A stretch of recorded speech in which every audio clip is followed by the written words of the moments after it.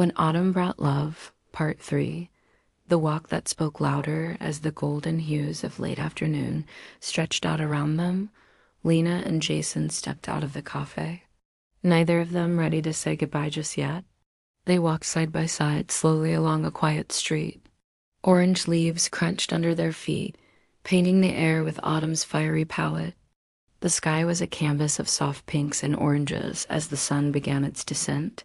They didn't hold hands. They didn't talk much. But their footsteps, they fell into rhythm, a silent language only they could understand. Soon they came to a small park. A weathered maple tree stood at its center, its branches reaching out like old gnarled fingers. On a bench beneath it sat a couple of teenagers, lost in their own world. Jason and Lena sat down. The silence wasn't awkward anymore. It was comfortable, like an old sweater. Jason turned to Lena, his eyes soft. "I don't usually talk to people," he said softly, "but with you, it feels easy." Lena smiled, her eyes twinkling. "Maybe we're both tired of holding everything inside," she said, her voice barely a whisper. The wind rustled through the leaves overhead, and Jason reached out, brushing a stray leaf off her lap. Their fingers met for a fleeting moment, and a blush warmed Lena's cheeks. It was then that Jason looked away, a hint of sadness in his eyes. He seemed lost in thought, his mind miles away. Narration: they came from different worlds, different pains. But pain has a way of recognizing itself. The scene shifted, flashing back to moments from their past. Lena sitting alone in a bustling cafe in Boston, the city lights blurring in her tearful gaze. And Jason in a sterile hospital waiting room, his face pale, etched with worry as he clutched a worn teddy bear. Back in the park, Lena reached out to touch Jason's arm, but he flinched slightly, pulling away.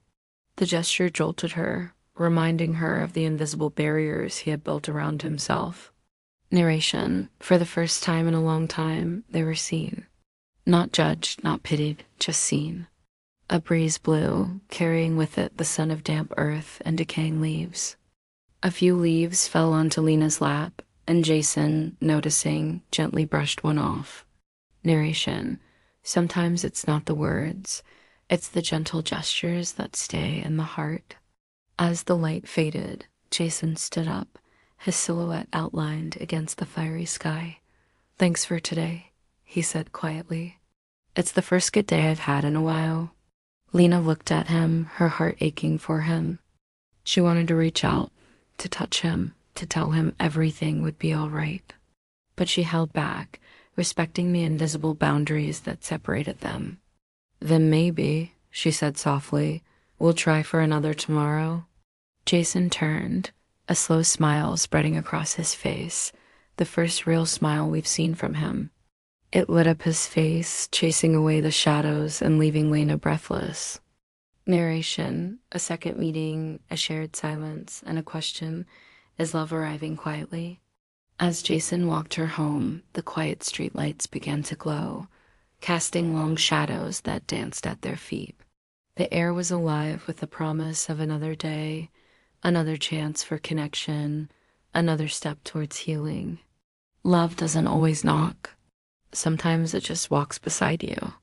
When Autumn Brought Love, Part 4, The Past Returns. If you'd like to receive updates when we release new videos, please stay tuned. Thank you for watching.